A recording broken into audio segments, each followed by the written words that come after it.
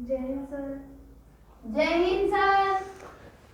जय हिंद बच्चों, इस समय आप लोग महामना इंस्टीट्यूट के यूट्यूब चैनल से जुड़े हुए हैं और इस चैनल में मैं आप सबका स्वागत करता हूं। आज हम लोग class 12 physics Hindi medium NCERT book के सेकंड पेपर के 5th चैप्टर नाभिक यानी न्यूक्लियस के अंकिक प्रश्न यानी न्यूमेरिकल हम लोग कर रहे हैं और आज हम लोग क्वेश्चन नंबर 6 को करने जा रहे हैं। देखिए, आप सभी लोग बुक खोल लीजिए और देखिए क्वेश्चन नंबर 6 ये पूछा गया है, कई बार आपसे एग्जाम में पूछा गया है। और ये देखिए, निम्नलिखित के लिए नाभिकीय समीकरण लिखिए। नाभिकीय समीकरण लिखने के लिए कहा जा रहा है, तो देखिए क्या दिया हुआ है। फर्स्ट में आपको दिया हुआ है 88 रेडियम है और इसका परमाणु भार आपको दिया है 226। 88 रेडियम 226 का अल्फा क्षय, इससे अल्फा कण निकल रहा है। तो जैसा कि आप जानते हैं कि अल्फा कण जो होता है वो हीलियम का नाभिक होता है। जब किसी तत्व, किसी रेडियो एक्टिव तत्व से एक अल्फा कण निकलता है तो उसके परमाणु क्रमांक में 2 की कमी और परमाणु भार में 4 की कमी हो जाती है। तो यहाँ पर देखिए 2He4 हो जाएगा। अब देखें यहाँ पर कौन सा तत्व होगा, तो देखिए अब हम 88 में से अगर 2 को हम माइनस कर दें तो ये हो जाएगा 86 और फिर 226 में से 4 को माइनस कर दें तो ये हो जाएगा 222।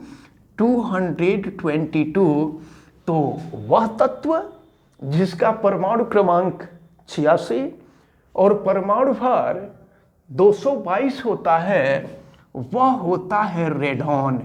तो यहाँ पर हम लिख देंगे रेडॉन प्लस। ये समीकरण जो है पूरा हो गया आपका। तो ये फर्स्ट रहा। अब इसके बाद सेकंड में देखें, सेकंड पार्ट हम देखते हैं। यहां दिया हुआ है प्लूटोनियम 94, प्लूटोनियम 242। 94 प्लूटोनियम 242 और यहां से भी एक अल्फा कण निकल रहा है। तो अल्फा कण निकलेगा तो ये हो जाएगा 2He4। परमाणु क्रमांक में 2 की कमी होगी, तो परमाणु क्रमांक में जब 2 की कमी होगी तो यहाँ हो जाएगा परमाणु क्रमांक 92 हो जाएगा। और परमाणु भार में 4 की कमी होगी, तो 4 की जब कमी होगी तो ये हो जाएगा 238 हो जाएगा। 238। तो वह कौन सा तत्व है जिसका परमाणु क्रमांक 92 और परमाणु भार 238। तो ये तत्व जो है ये यूरेनियम होता है।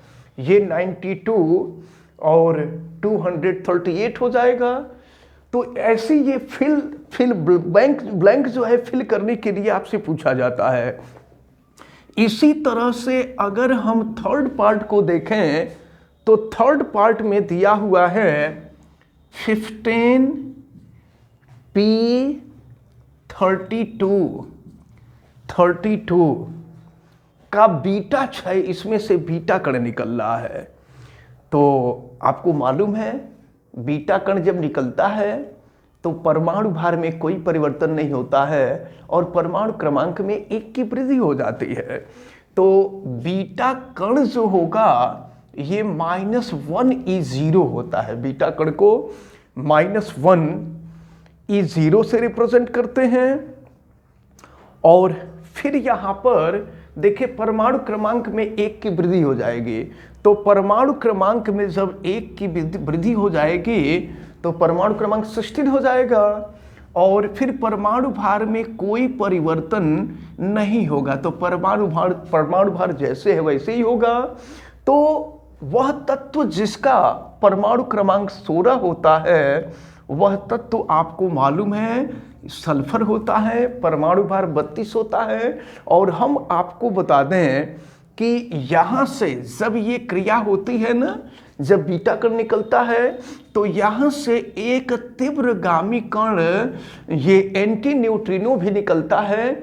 तो इसको भी हम यहाँ रिएक्शन में दिखा देंगे। अब इसके बाद हम आते हैं थर्ड के बाद फोर्थ पर। देखें फोर्थ में क्या कहा जा रहा है आपसे। फोर्थ में कहा जा रहा है 83 बिस्मिथ 210 210। ये है 83 बिस्मिथ 210। और अब जो है यहां से क्या निकल रहा है, तो यहां से भी बीटा कण निकल रहा है।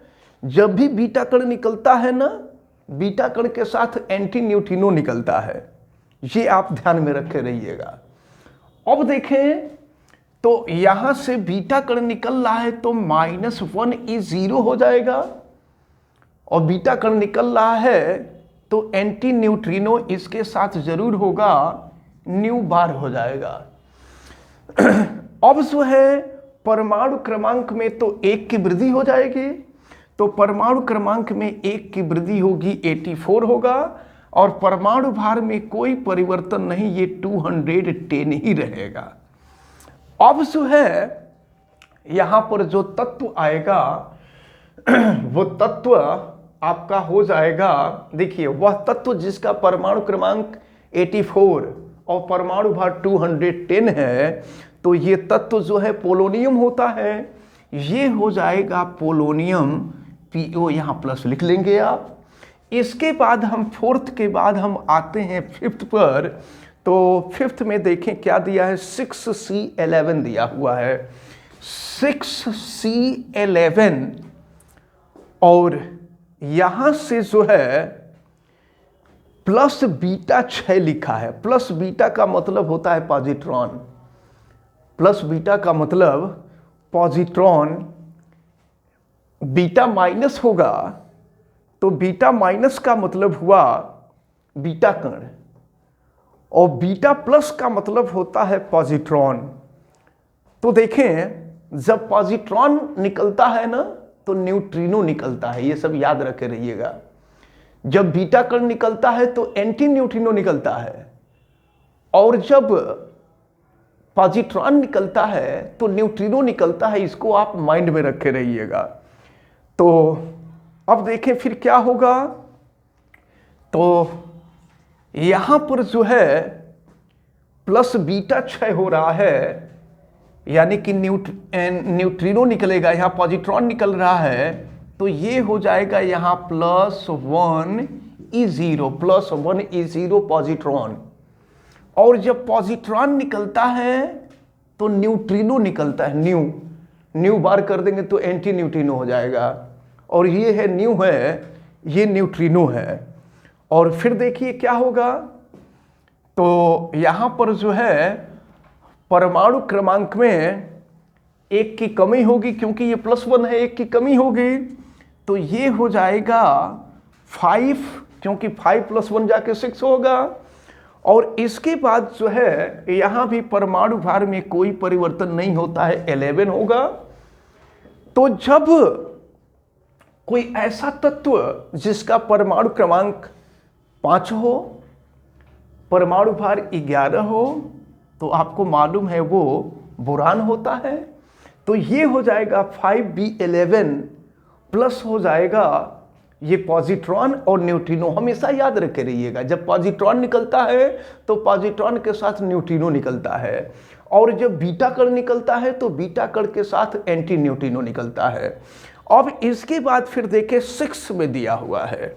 6 में क्या दिया है, ये दिया है 43 टेक्नीशियम 97, 43 टेक्नीशियम, और ये दिया हुआ है आपको 97। अब यहां से भी एक पॉजिट्रॉन निकल रहा है। पॉजिट्रॉन निकल रहा है तो परमाणु क्रमांक में 1 की कमी होगी, परमाणु भार में कोई परिवर्तन नहीं होगा, और यहां से एक न्यूट्रिनो जरूर निकलेगा, इसको याद रखे रहिएगा। तो देखें फिर यहां क्या हो रहा है, ये आपका +1 और इसके साथ न्यूट्रिनो निकलेगा। और देखें परमाणु क्रमांक एक कम हो जाएगा तो ये हो जाएगा 42 और परमाणु भार में कोई परिवर्तन नहीं होगा, परमाणु भार उतना ही होगा, 97 रहेगा। तो वह तत्व जिसका परमाणु क्रमांक 42 और परमाणु भार 97 होता है, 97 होता है, वह होता है मोलिब्डेनम। मोलिब्डेनम है।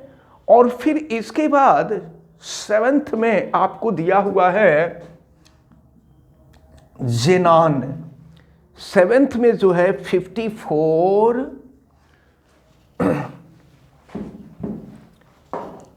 ये दिया हुआ है आपको 54 जेनान 120। और यहां से क्या कहा जा रहा है, एक इलेक्ट्रॉन का अभिग्रहण हो रहा है, एक इलेक्ट्रॉन लिया जा रहा है, यहां पर अभिग्रहण कहा जा रहा है।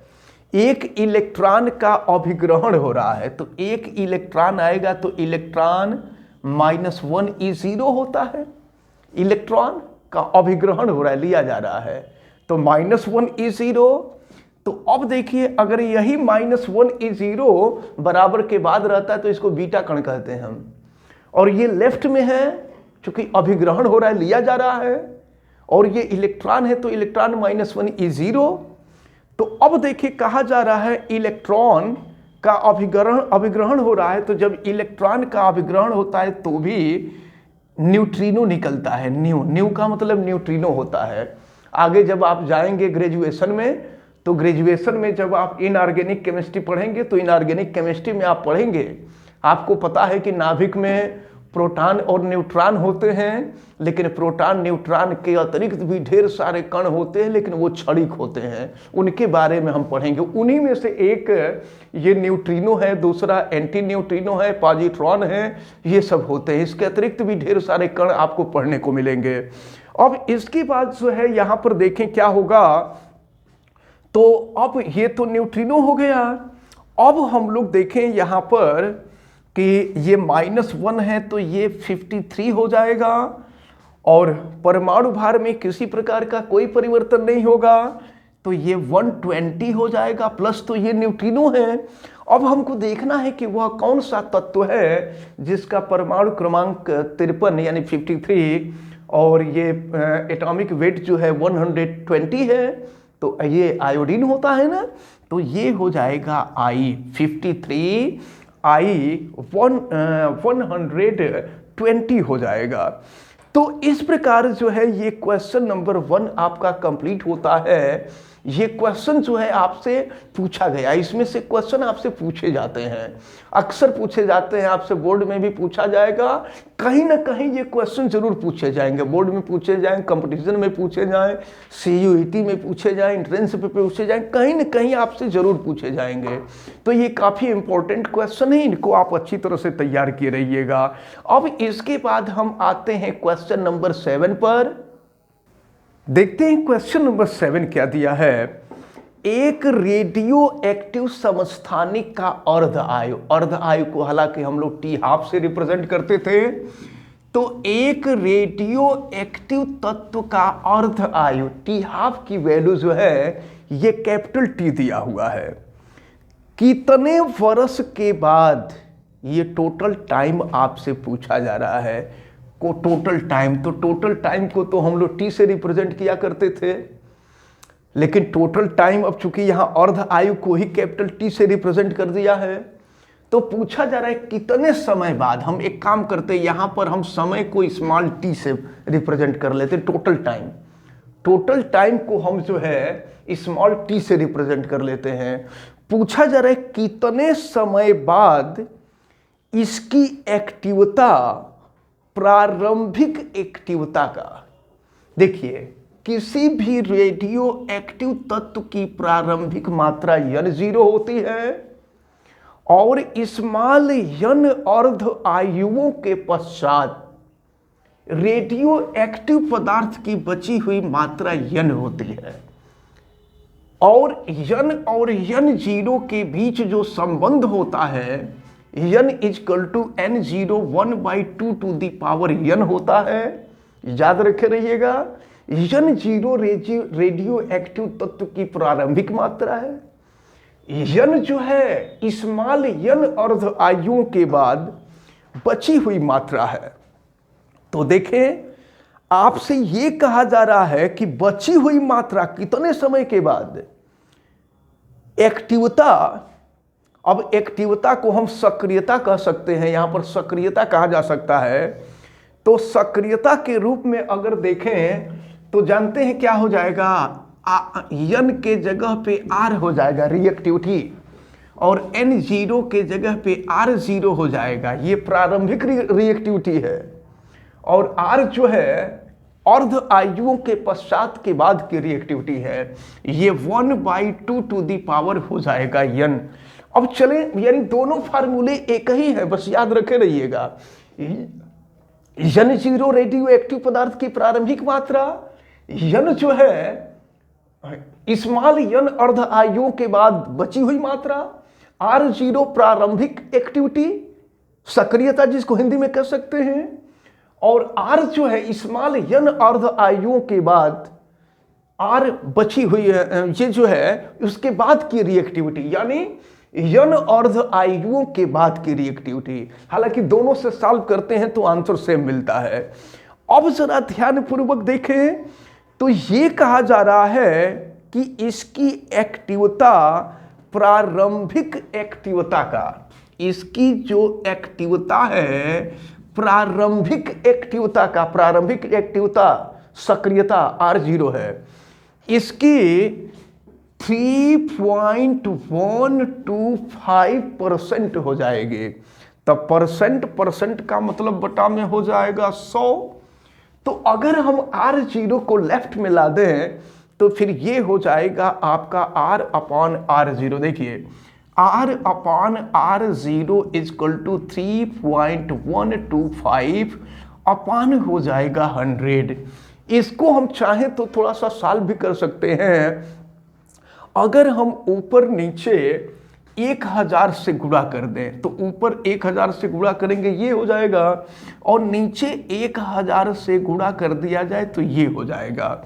अब देखिए इसको आप जो है कटा सकते हैं। तो अगर इसको हम सॉल्व करें इसको, तो 25 से आप पहले कटाइए, 25 से कटाइए, और कटा करके जब आप इसको सॉल्व करेंगे तो ये 1/32 करिएगा, ये करेंगे तो 1/32 आएगा। इसको पूरा कटा लीजिएगा, 25 से कटाइएगा, इसके बाद जो आएगा फिर उसको कटाइएगा तो 1/32 आएगा। तो अब जरा ध्यान पूर्वक देखें तो ये r/r0, तो अब यहां पर हम अर्ध आयुओं की संख्या ज्ञात करेंगे। फार्मूला यही है, इसी फार्मूले का हम यूज कर रहे हैं। देखिए r0 को लेफ्ट में लाते हैं यहां से, तो r/r0 is equal to 1/2 to the power n हो जाएगा। तो r/r0 की वैल्यू तो हमने निकाल लिया है 1/32, और ये है आपका 1/2 टू दी पावर n। तो यहाँ 1/2 टू दी पावर n है, इसको भी 1/2 के फॉर्म में कन्वर्ट करना पड़ेगा। तो इसको अगर हम कन्वर्ट करें तो 1/2 to the power 5 is equal to 1/2 to the power n हो जाएगा। अब यहाँ जब आधार बराबर हो गया तो घात भी बराबर हो जाएगा, और घात बराबर हो जाएगा तो n इजकल टू 5 हो जाएगा। यानी अर्ध आयुओं की जो संख्या है, अर्ध आयुओं की संख्या 5 हो गई। अब जरा ध्यान पूर्वक देखें, अर्ध आयुओं की संख्या 5 हो गई। तो टाइम आपसे पूछा जा रहा था, तो टाइम बराबर होता है कुल टाइम अर्ध आयुओं की संख्या गुणे अर्ध आयु। तो अर्ध आयुओं की संख्या 5 और अर्ध आयु जो था वो कैपिटल T था, अर्ध आयु की वैल्यू कैपिटल T। तो आपसे पूछा जा रहा था प्रश्न में यही कि कितने समय बाद रेडियो एक्टिव पदार्थ की सक्रियता प्रारंभिक मात्रा का 3.125 हो जाएगी। तो वह टाइम जो होगा यह 5t वर्ष होगा। क्योंकि अर्ध आयु जो दिया था वो वर्ष में दिया था, तो पूरा टाइम जो होगा ये भी वर्ष में होगा। अब इसी तरह से इसका बी पार्ट कर लीजिएगा। बी पार्ट में दिया है 1%। 1% का मतलब इसका जो बी पार्ट है ये R/R0 की वैल्यू दिया हुआ है 1%, यानी 1/100 दिया हुआ है। तो जैसे R/R0 हम लोग किए हैं वैसे ही आप जो है इस फार्मूले में रख करके इसको सॉल्व कीजिए, यानी कि वैल्यू निकालिए। तो इस प्रकार यहाँ से जो है आपको निकल जाएगी पूरी वैल्यू। लेकिन एक बात देखें, यहाँ से अब चूंकि ये 1/2 के पावर के फॉर्म में था, तो ये तो 1/2 के पावर के फॉर्म में आएगा नहीं, इसलिए आपके सामने थोड़ी सी कठिनाई होगी। हम यहाँ पर हिंट कर देते हैं, यहाँ पर एक और फार्मूला होता है टाइम ज्ञात करने के लिए, और ये होता है 2.306 और अपान होता है लैम्डा, 6 नियतांक होता है। और फिर और या नहीं तो अगर इसको हम चलिए कर लेते हैं, और ये हो जाएगा आपका log n0/n। तो n0/n का मतलब R0/R, R0/R। तो चलिए t = 2.306। लैम्डा तो 6 नियतांक होता है, और 6 नियतांक के लिए जो रिलेशन आपको बताया गया था, यहाँ पर 6 नियतांक और अर्ध आयु में संबंध हमने आपको बताया था 0.6391। ये जो था 6931 था, ये 6931, ये लैम्डा 6 नियतांक, तो इतना बटा में अर्ध आयु होता था, और अर्ध आयु ऊपर चला जाएगा तो अर्ध आयु के जगह पे हो जाएगा कैपिटल T, और ये हो गया log n0 R0/R। तो R0/R की वैल्यू हो जाएगी 100, और log 100 की वैल्यू होती है 2, आपको मालूम है। फिर यहाँ हम सॉल्व कर सकते हैं, ये हो जाएगा स्मॉल t = यहाँ पर भी हम ऊपर नीचे जो है अगर 1000 से गुणा कर दे, देखिए 2.3026 होता है। ऊपर नीचे हम 10,000 से गुणा कर दे रहे हैं, 10,000 से, तो 10,000 से गुणा करेंगे तो ये हो जाएगा 23,026, और नीचे हो जाएगा आपका 6,931, और ये तो कैपिटल T होगा ही, और log 100 की वैल्यू जो होती है 2 होती है। ये फार्मूला पहले जो था, पहले हाई स्कूल में था, लेकिन अब हाई स्कूल से भी निकाल दिया गया और आप में से भी निकाल दिया गया, लेकिन इस पर न्यूमेरिकल आ गया है, तो इसको करना पड़ेगा। अब इसको आप जो है चूंकि 2 से ये कटेगा नहीं, तो 23,026 में 2 से गुणा कीजिएगा, और 2 से गुणा करने के बाद 6,931 से भाग दीजिएगा। ये वैल्यू लगभग 6.64 आता है, ये हो जाएगा 6.64 t। तो याद रखे रहिएगा, ये